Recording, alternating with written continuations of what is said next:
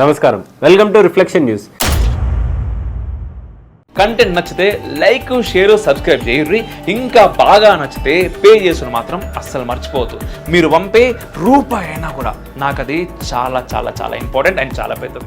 Semi conductor technology ప్రపంచాన్ని శాసించే చిన్న చిప్. ఇది అవటానికి చిన్నదే అయినా దేశాల తరతరాలను మార్చేయగల పెద్ద వ్యాపారం ఈ సెమీ కండక్టర్తో ముడిపడి ఉంది. సెమీ కండక్టర్ మార్కెట్ కోసమే చిన్న దేశమైన తైవాన్ను గుప్పెట్లో పెట్టుకోవడానికి ఏకంగా యుద్ధానికి సిద్ధమవుతుందంట చైనా.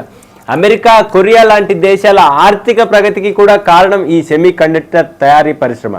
సెమీ కండక్టర్ ఇండస్ట్రీపై గుత్తాధిపత్యం చెలాయించే చైనాను కట్టడి చేయాలనేది భారత ప్రధాని మోదీ ఆలోచన. అందుకోసం ఏ చిన్న అవకాశం వచ్చినా వదిలిపెట్టరు మోదీ.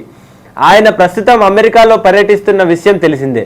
ఈ పర్యటనలో భాగంగానే ఆయన ఓ భారీ సమావేశంలో పాల్గొన్నారు. ఇప్పుడు చైనా దృష్టి మొత్తం మోడీజీ పాల్గొన్న ఆ సమావేశం పైనే ఉంది. సెమీ కండక్టర్ల తయారు చేసే కంపెనీల సీఈఓలు అందరితో కలిపి పెట్టుకున్న మీటింగ్ అది. మొత్తం సెమీ కండక్టర్ల మార్కెట్ను శాసించే ఈ సీఈఓలే భవిష్యత్తులో భారత్లో అతిపెద్ద సెమీ కండక్టర్ల తయారీ మార్కెట్ నిర్మించాలనే ఆలోచనతో మోదీ ఈ సీఈఓలతో సమావేశమయ్యాడు. అమెరికా కూడా చైనాను అధిగమించి సెమీ కండక్టర్ మార్కెట్లో నెంబర్ 1 స్థానానికి చేరుకోవడానికి విపరీతంగా ప్రయత్నాలు చేస్తుంది.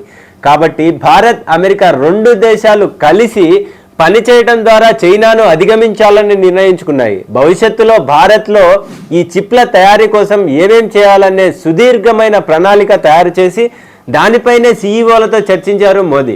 ఈ సమావేశం సక్సెస్ అయ్యి రాబోయే రోజుల్లో భారత్లో అతిపెద్ద సెమీ కండక్టర్ల మార్కెట్ నిర్మాణం జరిగితే అదే వ్యాపారాన్ని నమ్ముకొని ఉన్న చైనా విలవిలలాడిపోవాల్సిందే. అందుకే మోదీ అమెరికా పర్యటనను చైనా ఆసక్తిగా గమనిస్తోంది. ఇదొక్కటే కాదు, చైనా గుత్తాధిపత్యాన్ని కట్టడి చేయడానికి అమెరికాతో కలిసి ఇంకా చాలా వ్యూహాలను భారత్ అమలు చేయనుంది. జై హింద్, జై భారత్.